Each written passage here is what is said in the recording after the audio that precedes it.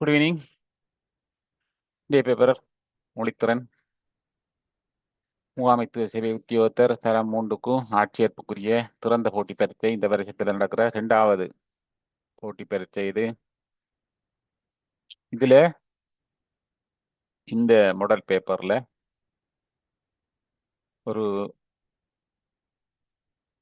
வித்தியாசமான வகையில கேள்விகள் உள்ளடக்கப்பட்டிருக்கு. இந்த கேள்விகள் நாங்க தமிழ் சொற்களை இலகுவாக கற்றுக்கொள்ளக்கூடிய வகையில, தெரிஞ்சு கொள்ளக்கூடிய வகையில, மற்றது அதை ரீயூஸ் பண்ணக்கூடிய வகையில இந்த பந்திகளுக்குள்ள சொல்லுகளை எப்படி நாங்க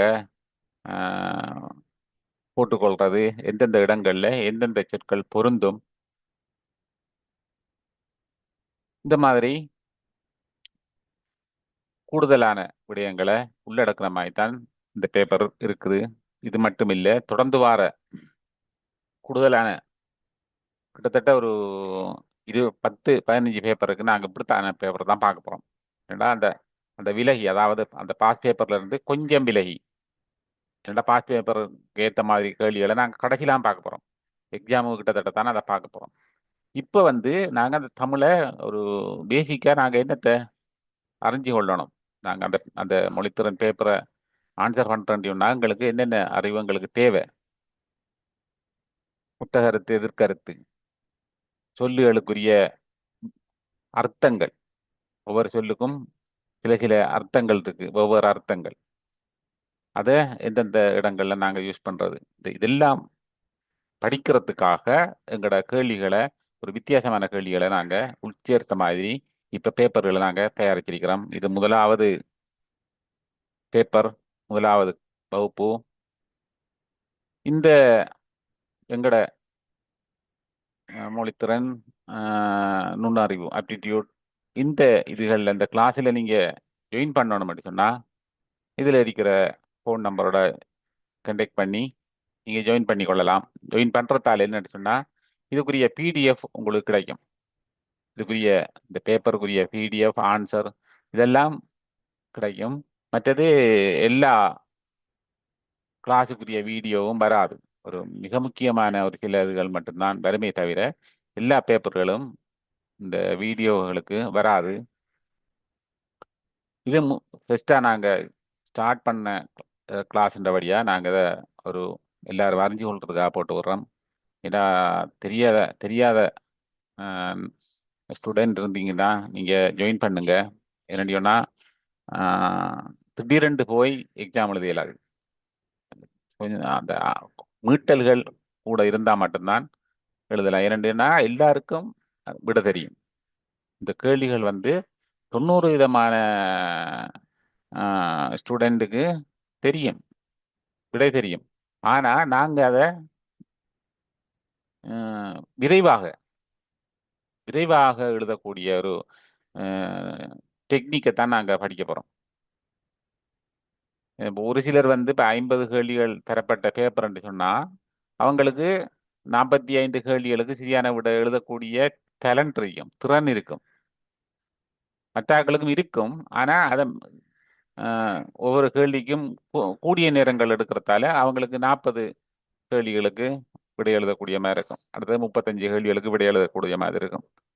அந்த அந்த தீர்மானம் எங்களோட அந்த ப்ராக்டிஸில் தெரிய வருது. அப்போ நாங்கள் அந்த அந்த ப்ராக்டிஸை நாம் தானே எடுத்துட்டோம்னு சொன்னால் எக்ஸாமுக்கு போய் சிறப்பாக எழுதிட்டு வரலாம். என்னடா டக்கண்டு ஒரு கேள்விக்கு டக்கண்டு ஆன்சர் பண்ணக்கூடிய திறனை நாங்கள் வளர்த்து கொள்வது இந்த கிளாஸுகளால், இந்த பேப்பர்களால், அதாவது முதல் பேப்பர்களால், மாதிரி வினாக்களால் எடுத்து இது அதற்கு ஏற்ற மாதிரி நீங்கள் இந்த கிளாஸுகளை ஜாயின் பண்ணி உங்களோட அறிவுகளை வளர்த்த பாருங்க. ஒரு சும்மா எங்களுக்கு ஒரு ஒரு பொழுதுபோக்குமாய் தான், சும்மா சாதாரணமாக ஒரு இன்ட்ரெஸ்டாக கொண்டு போகிறது தான். வேற மற்றபடி இந்த கூட டஸ்ட் ஆகி படிக்கிற அப்படி என்று இல்லை. எங்களோட ஃப்ரீ டைமில் எங்களோட மைண்டை கொஞ்சம் ரிலாக்ஸாக அந்த தமிழ் அல்லது நுண்ணறிவில் கொஞ்சம் ஈடுபடுத்துகிற. இப்போ பாருங்க, முதலாவது கேள்வி. இதுல ஒரு பந்தி திறந்து இருக்கிறாங்க. இந்த பந்தியில ஒரு சில சொற்களை இடையில விடுபட்டுரு. அதாவது புள்ளிக்கோடிடப்பட்டு அந்த புள்ளிக்கோடிடப்பட்ட இடங்கள்ல எந்த சொற்கள் வரும் என்றத நாங்க அறிஞ்சு போடணும். அந்த சொற்கள் அவங்க தந்திருக்கிறாங்க. 10 இடைவெளி இருக்கு. 10 இடைவெளிக்கும் 10 சொற்கள் தரப்பட்டிருக்கு. அப்ப நாங்க அந்த பொருத்தமான சொல்ல இதுல நாங்க போட வேணும். இதை நீங்க பாத்தீங்கன்னா தெரியும். ஆங்கில பேப்பர்கள், அதாவது வேற வேற எக்ஸாமுக்கு போற டைம்ல, இங்கிலீஷ் எக்ஸாமுகளுக்கு போற டைம்ல முதல் கேள்வியா அந்த கேள்வி வரும். இல்ல, அது ஒரு ஃபெஷனாரிட்டி. சில வேளை தமிழுக்கும் அது மாறலாம். இப்போ எதிர்காலத்தில் இந்த பேப்பர்கள், அந்த கேள்விகள் மாறி மாறி, ஏன்னா கட்டாயம் இந்த கேள்வி தான், இந்த மெத்தட்லாம் பேப்பர் வரணும் இல்லை. பேப்பரை சந்தர்ப்பத்துக்கு மாற்றலாம். அந்த அந்த டைமில் இப்படியும் வரலாம். ஆனால் இது வந்திருக்கு, இது வேற வேற கேள்விகளுக்கு தமிழ்லையும் வந்திருக்குது. அப்போ நாங்கள் அதே மாதிரி எங்களை எங்களை அதுக்கேற்ற மாதிரி வளர்த்துட்டோம்டா லேஸ். இந்த இதுக்கு பொருத்தமான சொற்களை தேடி போட்டெடுங்க. முதலாவது என்ன வரும், ரெண்டாவதுக்கு என்ன வரும், மூன்றாவதுக்கு என்ன வரும்.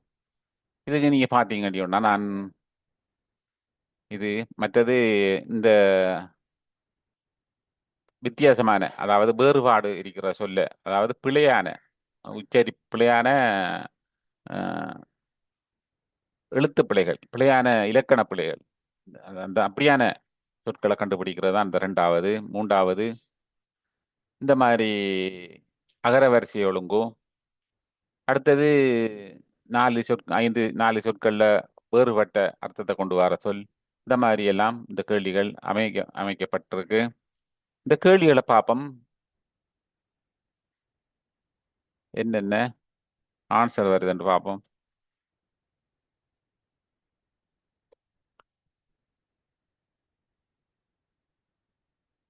பாருங்க, முதலாவது கேள்வி. இதுல ஆன்சர் போட்டிருக்கிறேன் பாருங்க. தமிழ் 5000 ஆண்டுகளாக 5000 மொழி பரவியது, கல்வெட்டுக்கள், எழுத்து மறைந்து, தமிழ் 4 2 கதவு என்ற மாதிரி இந்த சொல்லுகளெல்லாம் இந்தந்த இடைவெளியில வரும். நீங்க ஏற்கனவே நான் போட்ட பேப்பருக்கு நீங்க ஆன்சர் நான் எழுத சொன்னேன், நான் எழுதிப்பீங்கன்னு நினைக்கிறேன். அதன்படி நீங்க எழுதின ஆன்சர் இதோட ஒப்பிட்டு பாருங்க, உங்களோட ஆன்சர் எத்தனை சரியா இருக்குன்னு சொல்லி. கூடுதலாக நீங்க இந்த பேப்பரை எல்லா ஆன்சரை நீங்க செக் பண்ணிட்டு பார்த்தீங்கன்னு சொன்னா உங்களுக்கு நீங்க எந்த இடத்துல இருக்கிறீங்க தெரியும். ஏன்னா அதுக்காக தான் நான் உங்களுக்கு நேற்றே பேப்பரை போட்டுருக்கேன். உங்களுக்கு அதை ஒரு தரம் பிரிண்ட் எடுத்து இந்த ஆன்சரை எழுதி பாருங்கன்னு சொல்லி. ஏன்னா அதான் உங்களுக்கு உங்களை வளர்த்து கொள்றதுக்குரிய ஒரு ஈஸியான மெத்தட். ரெண்டாதான் நான் போடுற பேப்பரை உடனடியாக பிரிண்ட் எடுத்து விடை எழுதி கொள்ளுங்க. பிறகு நான் விடை சொல்லியிருக்க அதை திருத்துங்க. இந்த திருத்துற டைமில் உங்களை நீங்க அறிஞ்சு கொள்ளலாம் நாங்க எந்த இடத்துல இருக்கிறோம்னு சொல்லி. அந்த மாதிரி ஒவ்வொரு நாளும் நீங்க செஞ்சு செஞ்சு வந்தீங்கன்னு சொன்னா கடைசியில எக்ஸாம் எழுத போயிருக்க சிம்பிளாகவே நீங்க இந்த ஆன்சரை எழுதிட்டு வருவீங்க. ரெண்டாவது இதை பாருங்க. 11 12 13 14 11வது கேள்விக்கு ஆலோசனை, அநீதி, அக்கினி, வினோதம். இதுல ரெண்டாவதை பாருங்க. முதலாவதுல ரெண்டாவது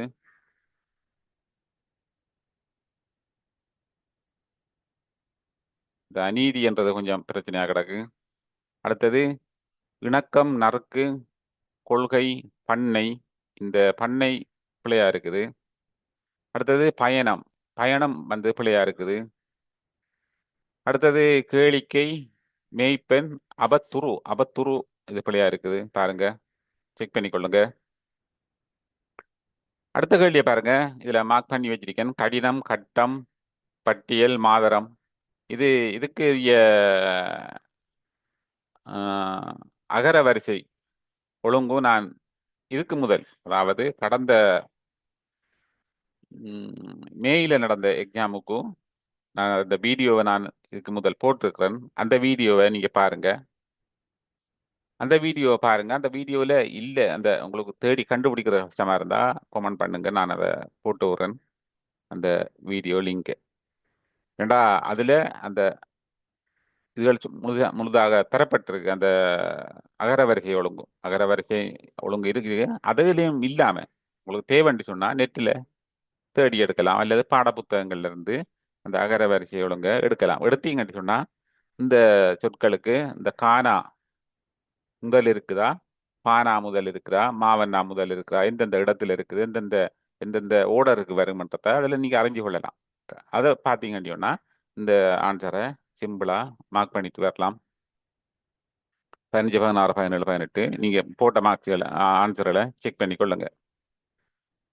அடுத்தது பாருங்க, இந்த 4 சொற்களுக்குள்ள ஒரு சொல் வித்தியாசமா இருக்கும். அதாவது அர்த்தம் அந்த 3 சொல்லுக்குரிய அர்த்தங்களுக்கு வேறுபாடா இருக்கும். அந்த வகையில ஒழுக்கம், வினோதம், தூய்மை, சுத்தம். இந்த இதுல பாருங்க, ஒழுக்கம், தூய்மை, சுத்தம்.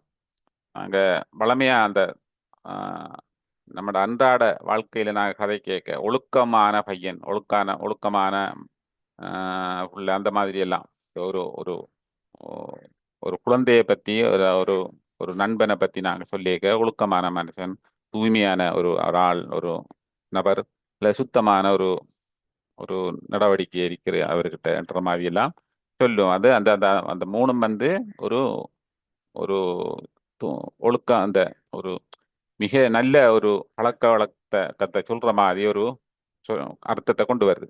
ஆனா வினோதம்ன்றது அப்படி வராது. வினோதம் எல்லாத்துக்கும் பொருந்தும். அது ஒரு நல்லவனுக்கும் சொல்லுவாங்க ஒரு வினோதமானவன் என்று, ஒரு கெட்டவனுக்கும் சொல்லுவாங்க வினோதமானவன் என்று. அப்ப அது ரெண்டாவது நான் அதுக்கு இந்த மார்க் பண்ண வேண்டியது.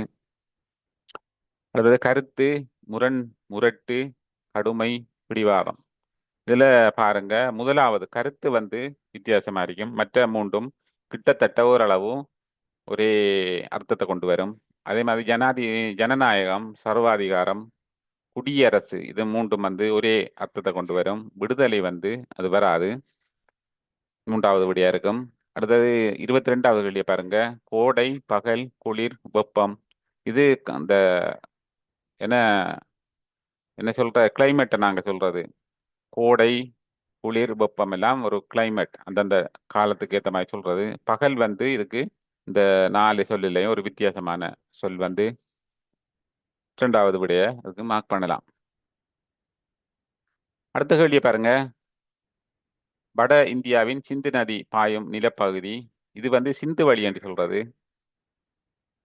அடுத்தது என் ராசாத்தி என ஒரு ஆண்மகனை நோக்கி குறிப்பிடும் நிலை. இப்ப நாங்க ஒரு சந்தோஷமா இருக்கேக்க, நாலு நாலு ஃப்ரெண்ட்ஸ் இருக்கேக்க, ஒரு நம்மட இன்னொரு ஃப்ரெண்ட்ஸை பார்த்துன்னு சொல்லுவோம், என்ற ராசாத்தி வாடி வேண்டியெல்லாம் நாங்க ஒரு சொல்லுவோம். என்ன அன்புல சொல்றது, ஒரு பாசத்துல, இரக்கத்துல சொல்றது. அப்ப எங்களுக்கு இந்த விடை முதலாவது விடை.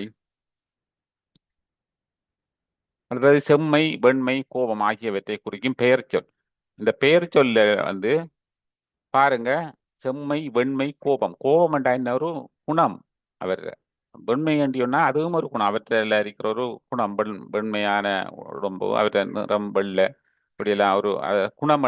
அந்த அந்த குணத்தை சுட்டி காட்டுது. இப்ப நாங்க இதுக்கு சிம்பிளா மார்க் பண்ண வேண்டியது குணப்பெயர்.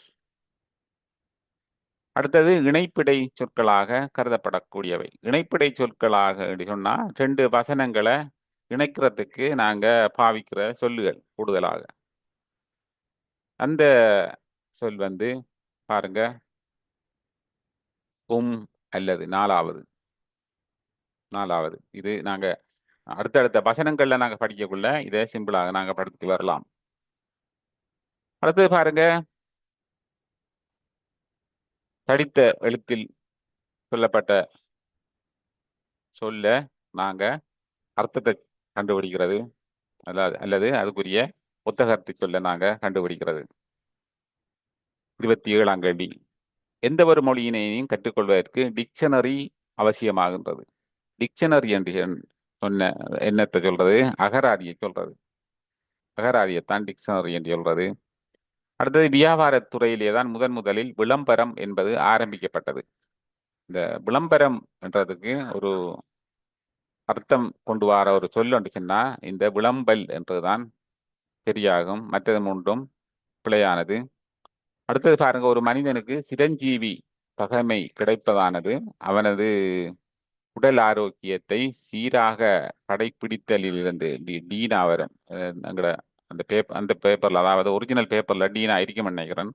இதுல டைப்பிங் மிஸ்டேக், சேஞ்ச் பண்ணிக்கொள்ளுங்க. கடைப்பிடித்தலிலேயே தங்கியுள்ளது. இந்த சிரஞ்சீவி என்ற சொல்லுக்கோ அர்த்தம் இது நெடுங்காலம் வாழ்பவன் என்ற ஒரு அர்த்தத்தை கொண்டு வரும். நெடுங்காலம் கூடிய ஒரு தருத்தாம் நாங்க சிரஞ்சீவி என்று சொல்றது. அடுத்தது, இலங்கையில் பல கோடி மீனவர்களின் வாழ்வில் சாகரம் மூலாதாரமாக விளங்கி கொண்டிருக்கிறது. சாகரம், சாகரம் என்றா அதுக்கு உத்தகரத்துக்கு உள்ள சொல் கடல். சாகரம் என்றா கடல். அடுத்தது பாருங்க, 31 தொடக்கம் 34 வரையான வினாக்களில் உள்ள தனி வாக்கியங்களை கூட்டு வாக்கியமாக மாற்றுக. தனித்தனி வாக்கியங்கள் தரப்பட்டிருக்கு. இளையராஜாவின் பாடல்கள் எளிமை நிறைந்தவை.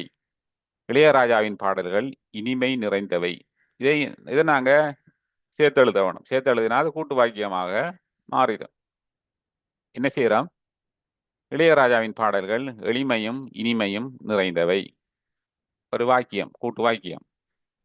அதே மாதிரி, மேகம் கருப்பதால் மழை வரப்போகிறது, மின்னல் மின்னுவதால் மழை வரப்போகிறது. அப்ப நாங்க எழுதலாம், மேகம் கருப்பதாலும் மின்னல் மின்னுவதாலும் மழை வரப்போகிறது, சிம்பிளாக. அடுத்தது, ராவணன் சிவபக்தன், மண்டோதரி சிவபக்தை. இது ரெண்டையும் நாங்கள் எழுதுறா எப்படி எழுதலாம்? இராவணனும் மண்டோதரியும் சிவபக்தர்கள், சிம்பிளா, ஒரே வசனத்துல. அடுத்தது, முகமது நபியின் வார்த்தைகள் உத்தமமானவை, முகமது நபியின் வார்த்தைகள் சத்தியமிக்கவை, முகமது நபியின் வார்த்தைகள் மோட்சத்தை அளிப்பவை. இது மூன்றையும் சேர்த்து நாங்க எழுதணும் என்று சொன்னா, முகமது நபியின் வார்த்தைகள் உத்தமமானவையும் சத்தியம் மிக்கவையும் மோட்சத்தை அளிப்பவையும் ஆகும். இந்த மாதிரி ஒரு வசனத்தில் நாங்கள் இந்த மூன்றையும் எழுதி கொள்ளலாம். அதாவது இந்த தனி வாக்கியங்களை நாங்கள் கூட்டு வாக்கியங்களாக எழுதணும் சொன்னா ஒரு சில சொல்லுகளை நாங்கள் யூஸ் பண்ணுவோம். அதாவது அல்லது, ஆனால், ஆகவே, இந்த மாதிரி சொற்களை நாங்கள் யூஸ் பண்ணுவோம். அதில் உதாரணத்துக்கு பாருங்க, இராவணன் வாங்கினான், சீதை வாங்கினாள், இராவணனும் சீதையும் வாங்கினார்கள். இந்த மாதிரி நாங்கள் தனி வாக்கியங்களை கூட்டு வாக்கியங்களா மாத்திரத்துக்கு இந்த போட்டுக்கொள்றோம். அதே மாதிரி அல்லது என்றத்தையும் போட்டுக்கொள்றோம். இந்த மாதிரி அடுத்தது ஆ என்றத்தை போட்டுக்கொள்றோம். அடுத்தது ஆனால் என்றத்தை போட்டுக்கொள்றோம். இன்னும் இருக்கு. நீங்க அதுக்கேற்ற மாதிரி மற்றதுகளையும் போட்டுக்கொள்ளலாம். இது எக்ஸாம்பிளுக்கு ஒரு 4 சொல்லித்தான் நான் தந்திருக்கிறேன். மற்றதுகளெல்லாம் உங்களுக்கு புலவுல வந்து கொண்டே இருக்கும். அந்த வசனங்களுக்கு ஏற்ற மாதிரி நடுவில் வந்து கொண்டிருக்கும். அடுத்தது பாருங்க, பின்வரும் தலையங்கங்களில் ஏதாவது ஒன்றுக்கு பொருத்தமாக 50 சொற்கள் கொண்ட பந்தி எழுதுக. போதைப்பொருள் ஒழிப்பு, எரிபொருள் பற்றாக்குறை, வேலைவாய்ப்பு, திண்டாட்டம். இந்த பந்தி எழுதுறது கிட்டத்தட்ட எங்களுக்கு கட்டுரை எழுதுறது, கடிதம் எழுதுறதுக்கு ஒரு ஒரு அத்திவாரம், ஒரு வித்தியாசமான ஒரு ஒரு என்ன, இதுதான் எங்களுக்கு ஆரம்பம். இந்த பந்தியை நாங்கள் பழகிட்டோம்னு சொன்னா எங்களோட கட்டுரைகள், கடிதங்களை சிம்பிளாக நாங்கள் எழுதிட்டு வரலாம். அதுக்காக தான் இந்த பந்தியை நாங்கள் இந்த பேப்பர்ல முதலாவதாக சேர்த்திருக்கிறோம். 50 சொற்கள் கொண்ட பந்தி நாங்கள் எழுதிட்டோம்னு சொன்னா கிட்டத்தட்ட 5 பந்தி எழுதுனாங்கன்னு சொன்னா எங்களுக்கு ஒரு கட்டுரை வந்துடும் சிம்பிளாக. அப்ப நாங்க கட்டுரையை போறதுக்கு முதல் பேசிக்கா இந்த பந்தி எழுதுறத பழகிட்டோம்னு சொன்னா கடிதங்களும் கூட எழுதிட்டு போகலாம். இதுக்கு யோசிக்கவே தேவையில்லை. 5 நிமிஷம் 10 நிமிஷத்துக்குள்ள நீங்க கட்டுரை ஒன்று எழுதக்கூடிய டேலண்ட்டுக்கு உங்களை நீங்க மாற போறீங்க. எப்படி? இந்த பந்திகள் எழுதுறதால. எப்படி நாங்க ஒரு பந்தி எழுத போறோம் பாருங்க. போதைப்பொருள் ஒழிப்பு உதாரணமாக எடுத்துக்கொள்ளும். போதைப்பொருள் ஒழிப்புக்கும் நாங்க பந்தி எழுத போறோம். நீங்க புத்தகங்கள் எல்லாம் படிச்சிருப்பீங்க, அப்படி செய்யணும் இப்படி செய்யணும், இதெல்லாம் ஞாபகம் வராது உங்களுக்கு அதெல்லாம் நினைவில் இருக்காது. ஏண்டா இப்போ எத்தனையோ வருஷத்துக்கு முதல் நாங்க புத்தகம் தூக்கி படிச்ச நாங்க. ஏண்டா அந்த எக்ஸாமுக்கு இப்போ ரெடியா இருக்கிறார்கள் முழு பேர் அப்படி தாண்டிக்கிறீங்க. இந்த பாடசாலை காலம் முடிஞ்சதுக்கு பிறகு உங்களோட வாழ்க்கையில கூடுதலான மாற்றங்கள் நடந்திருக்கும். வீட்டில் இருக்கிறதுக்கு டைம் இல்லை, வேற வேற தொழில் செய்யற நீங்க. அதனால நாங்க இந்த புத்தகங்கள், பாட புத்தகங்கள்ல படிச்சதெல்லாம் சில டைம்ல மறந்துடும். அதையெல்லாம் மீட்டு நாங்க எடுக்கிறதுக்கு எங்களுக்கு டைம் காணாது. சுருக்கமா ஒரு ஒரு மெத்தட் ஒன்று நான் சொல்றேன் அந்த பந்தி எழுதுறதுக்கு. நீங்க என்ன செய்யுங்கன்னா ஒவ்வொரு வரியில 50 சொற்கள் என்று சொன்னா அந்த சொற்களுக்கு ஏத்த மாதிரி 4 வரியோ 5 வரியோ முதல் எழுதி கொள்ளுங்க. முதல்ல ரஃபா எழுதி கொள்ளுங்க. நான் அந்த விட பேப்பர்ல எழுதுறல ரஃபா எழுதி கொள்றோம். அதாவது எக்ஸாம் ஹோல்ல பேப்பரை நாங்க செப்பரேட்டா வேண்டலாம். வேண்டி நாங்க ரஃபா எழுதலாம் பெண்ணால. அதை நாங்க வரக்குள்ள கொடுத்துட்டு வரலாம் அவங்கக்கிட்ட. அந்த ரஃபா நாங்க எழுதுற கிட்டத்தட்ட ஒரு 5 வரி எழுதுவோம். இப்போ 50 சொல்லுண்டு அதில் பாருங்க 1 2 3 4 5 வரிகள் நாங்கள் எழுதியிருக்கிறோம். சும்மா எழுதுறேன். 5 வரிகளை எந்த ஒரு ஒழுங்கும் இல்லாமல் சும்மா எழுதுறேன்.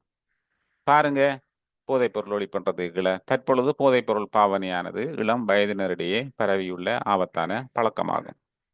இது ஒரு வரி. அடுத்தது, போதைப் பொருளானது இலங்கையில் பல்வேறு வடிவங்களில் உருவெடுத்து காணப்படுகிறது. இது ஒரு வரி. அடுத்தது, இதை முடிவு கொண்டு வருவதற்காக பிரதேசங்கள் தோறும் போதைப் பொருள் ஒழிப்பு பிரிவுகள் ஆரம்பிக்கப்பட்டுள்ளன. இது எங்களுக்கு இந்த வசனம் தான் தேவையே தவிர அது உண்மையா பொய்யான்றதெல்லாம் எங்களுக்கு தேவையில்லை. ஏன்னா எங்களுக்கு 50 சொற்கள் கொண்ட பந்தி தான் எங்களுக்கு தேவை. இதை பிரதேசங்கள் தோறும் ஆரம்பிக்கப்பட்டுள்ள தேடி பிடிக்கிற அளவுக்கு நமக்கு அவசியம் இல்லை. அதை நாங்க இந்த பந்திக்கு ஏற்ற மாதிரி நாங்க மாற்றிக்கொள்றோம் அந்த வசனங்களை. ரைட். அப்ப 3 வரி வந்துட்டு திரும்ப என்ன செய்யறோம்? இன்னொரு வரி, போதைப் பொருள் விற்பனை மற்றும் பாவனை என்பவற்றை தடுக்கும் வகையில் போலீசாரினாலும் பல்வேறு நடவடிக்கைகள் எடுக்கப்பட்டு கொண்டிருக்கின்றன. இதெல்லாம் நாங்க வாழ்க்கையில அன்றாடம் காண்ற விடயங்கள், கேள்விப்படுற விடயங்கள், அதாவது ஃபேஸ்புக்கில் எல்லாம் நாங்க கூட கூட படிக்கிற விஷயங்கள். அடுத்தது, ஒவ்வொரு பிரதேச மக்களும் ஒன்று கூடி இத்திட்டத்தில் பங்கெடுத்தால் மிக விரைவில் இதனை முடிவுக்கு கொண்டு வர முடியும். அப்ப நாங்க என்ன செய்யறோம்? இந்த வரிகளை நாங்க எழுதிட்டு இதை என்ன செய்யறோம்? ஜாயின் பண்றோம். இதை அப்படியே இடைவெளி இல்லாம நாங்க எழுதிட்டு வர மாதிரி ஜாயின் பண்றோம். அதுக்கு இடையில என்னென்ன சொல்லுகளை போடலாம் அத அந்த பந்திகளுக்கு ஏத்த மாதிரி நாங்க போட்டுக்கொள்றது. இப்ப பாருங்க, நாங்க இதை ஜாயின் பண்றோம். ஜாயின் பண்ணினா பாருங்க, முதலாவது வரி, தற்பொழுது போதைப்பொருள் பாவனையானது. இதை நாங்க எக்ஸாம் பேப்பர்ல எழுதுறோம். அது ரஃபா எழுதுனோம் வேற பேப்பர்ல. இதை நாங்க எக்ஸாம் பேப்பர்ல திரும்ப எழுத போறோம். தற்பொழுது போதைப்பொருள் பாவனையானது இளம் வயதினரிடையே பரவியுள்ள ஆபத்தான பழக்கமாகும். இடையில என்ன போடுறோம்? போதைப்பொருள் ஈனாவும் இப்ப நான் போட்ட மாட்டேன். அது ஒரு ஜாயிண்ட் ஆகுது. இப்போதைப் பொருளானது இலங்கையில் பல்வேறு வடிவங்களில் உருவெடுத்து காணப்படுகிறது. இதை முடிவுக்கு கொண்டு வருவதற்காக பிரதேசங்கள் தோறும் போதைப் பொருள் ஒழிப்பு பிரிவுகள் ஆரம்பிக்கப்பட்டுள்ளன. திரும்ப என்ன செய்யறோம்? அதே மாதிரி இன்னொன்று. அப்ப மற்றும்ன்றதை போடுறோம். மற்றும் போதைப்பொருள் விற்பனை மற்றும் பாவனை என்பவற்றை தடுக்கும் வகையில் போலீசாரினாலும் பல்வேறு நடவடிக்கைகள் எடுக்கப்பட்டு கொண்டிருக்கின்றன. அதோட சேர்த்து அத்துடன் ஒவ்வொரு பிரதேச மக்களும் ஒன்று கூடி இத்திட்டத்தில் பங்கெடுத்தால் மிக விரைவில் இதனை முடிவுக்கு கொண்டு வர முடியும். நீங்க அத்துடன் என்றாலும் சரி, மேலும் என்றாலும் சரி, ஏதோ ஒரு சொல் இந்த சொல்லுக்கு பொருத்தமான ஒரு இடத்தை சொல்ல அந்த இடத்துல போட்டுட்டா சரி.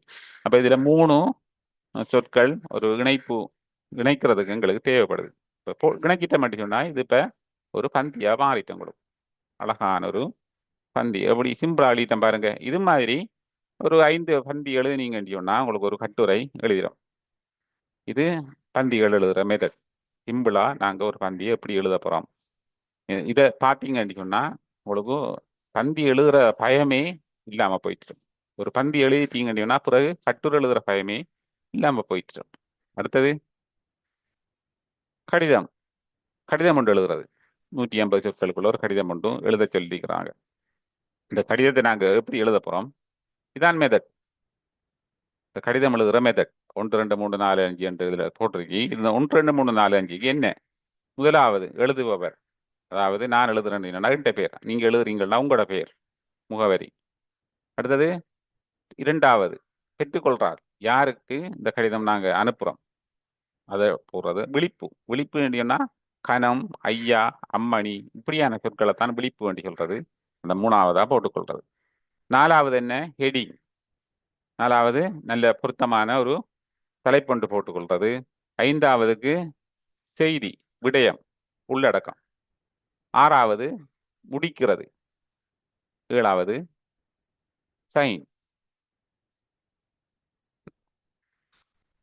முடிப்பெண்டு என்ன சொல்றது? 6ஆவது நன்றி, வணக்கம். அந்த அந்த வணக்கம், சாரி, வணக்கம் பெறாது, நன்றி. இத்துடன் முடித்துக் கொள்கிறேன் என்ற மாதிரி என்ற மாதிரி ஏதாவது ஒரு வசனங்களை நீங்க போட்டுக்கொள்ளலாம். இப்படியே எடுத்துட்டு வந்து நீங்க எழுதுறதுக்கு ரெடி பண்ணுங்க. ஆனா இன்னும் ஒரு விடயத்தை சொல்றேன், அந்த மெதட் உண்டு. நீங்க எழுதுறதுக்குரிய சிம்பிளாக ஒரு வேறொரு கடிதம், இது ஒரு பாட புத்தகத்தில் இருந்தது. ஒரு கடிதம், ஒரு கடிதம் எழுதுறதுக்குரிய சேம்பிள் உண்டு இதுல இருக்கு. பாருங்க, விலாசம் எப்படி போட்டிருக்கு, எழுதுற ஆள்ற விலாசம், யாருக்கு எழுதப்படுது, பாருங்க விழிப்பு எப்படி போட்டிருக்கி, மதிப்புக்குரிய ஐயா, இஞ்சால மின் விளக்கு ஒளிரவில்லை ஹெடிங் கொண்டு போட்டிருக்கி. இங்க பாருங்க எப்படி தொடங்கியிருக்காங்க. ஏனா எவ்வளத்திலிருந்து ஆரம்பிக்குது, இதுல ஈனா எவ்வளத்திலிருந்து ஆரம்பிக்குது, மே என்ன மேலும் எவ்வளத்திலிருந்து ஆரம்பிக்குது. இது நாங்க கட்டாயம் கவனத்தில் எடுக்கணும். எவ்வளத்திலிருந்து அந்த இரண்டாவது வசனம் ஆரம்பிக்குது, முதலாவது வசனம் எப்படி ஆரம்பிக்குது, இரண்டாவது வசனம் எப்படி ஆரம்பிக்குதுன்றதை கவனத்தில் எடுக்கணும். மற்றது இறுதிப்பந்திய பாருங்க, எனவே என்ற சொல். எனவே என்ற சொல் வந்து இந்த இறுதி கடைசி பந்திலாம் போடணும். அதாவது எந்த நீங்க கட்டுரை எழுத போனாலும் கூட இந்த எனவே என்றது கடைசி பந்திக்கு வரணும். எனவே என்ற சொல் வருதுன்னு சொன்னா அது கடைசி பந்தியா தான் இருக்கணும். இடையில சொல்லு இந்த எனவே என்று போட்டு நீங்க எழுதிடக்கூடாது. எழுதினா அது இடையில முடியுது என்ற அர்த்தம். எனவே என்ற சொல் வந்து முடிக்கிறதுக்கு போடுறதுதான். அது ஒரு விஷயத்தை நாங்க முடிக்கிறோம் நாங்க குறிச்சிக் கொள்றதுக்காக எனவே என்ற சொல்ல போட்டு தொடங்குறது அந்த பந்தியை. அப்ப இது எல்லாத்துக்கும், கடிதம் கட்டுரை எல்லாத்துக்கும் ஆக இறுதியாகத்தான் எனவே என்று கடைசி பந்திக்கு எனவே என்று வரணும். அப்படி வந்து நன்றி சைன் எப்படி போட்டு பாருங்க. இதே மாதிரி நீங்க இந்த கடிதம் எழுதினீங்களா சரி. இதுதான் மெத்தட் கடிதம் எழுதுறது. சில டைம்ல இப்போதை புது மெத்தட், அதாவது இந்த அலுவலக கடிதங்கள் கூடுதலாக நீங்க பாத்தீங்கன்னா தெரியும், ஒவ்வொரு பந்திக்கும் நம்பர் போட்டிருப்பாங்க. முதலாம் நம்பர், ரெண்டாம் நம்பர், மூன்றாம் நம்பர் சொல்லி. அது எப்படி அது இதுல இதுல ஒன்று சில வேளை போட மாட்டாங்க. ஒன்றை மட்டும் போட மாட்டாங்க, மற்ற எல்லாம் போடுவாங்க. இதுல 2, இதுல 3, இதுல 4, அந்த மாதிரி எல்லாம் போட்டுக்கொள்வாங்க. இதுவும் நீங்க போடலாம், இதுவும் பிள்ளை இல்லை. இப்படி போட்டும் இந்த கடிதத்தை நீங்க தொடங்கி எழுதலாம். அடுத்தது அடுத்தது பாருங்க, கட்டுரை. நான் சொன்ன மாதிரி மேலுக்கு எழுதின அந்த பந்தி எழுதுற மெதட்டை கொண்டு இதுல நீங்க யூஸ் பண்ணினீங்கன்னா கட்டுரையை இலகுவாக எழுதலாம். இந்த கட்டுரை எழுதுறதுக்குரிய இன்னும் ஒரு சில மெதட்டுகளை அடுத்தடுத்த கிளாஸ்களில் பார்க்கலாம். நீங்க இந்த கிளாஸில் ஜாயின் பண்ணணும்னு சொன்னா இந்த ஃபோன் நம்பருக்கு எடுத்து ஜாயின் வச்சு ஜாயின் பண்ணலாம். இந்த கட்டுரை அமைப்பு பாருங்க, முகவுரை, உடல், முடிவுரை. இது இந்த கட்டுரைக்கு எப்படி எழுதுறேன்னு சொல்லி இதுக்கு ஏற்கனவே ஒரு வீடியோ நான் போட்டிருக்கிறேன், அதையும் பாருங்க. அதில் ஒரு அப்டேட் தான் இது. அதையும் விட கொஞ்சம் விளக்கமாக இதில் சொல்லப்பட்டிருக்கு, அதுலேயும் தரப்பட்டிருக்கு கட்டுரைகள் எப்படி எழுதுறேன்னு சொல்லி. அதே விஷயம்தான் இதுலேயும். நான் இதில் ஒரு வித்தியாசமா இந்த கட்டுரைகளில் தவிர்க்கப்பட வேண்டியது எழுதுகிற முறை, கட்டுரைகளில் அமைய வேண்டியது, தவிர்க்கப்பட வேண்டியதெல்லாம் இதில் தந்திருக்கிறேன். இதுகளெல்லாம் பார்த்துட்டு நீங்கள் இந்த கட்டுரைகளை எழுத பழகுங்க. Right, thank you. அடுத்த கிளாஸில் சந்திப்போம்.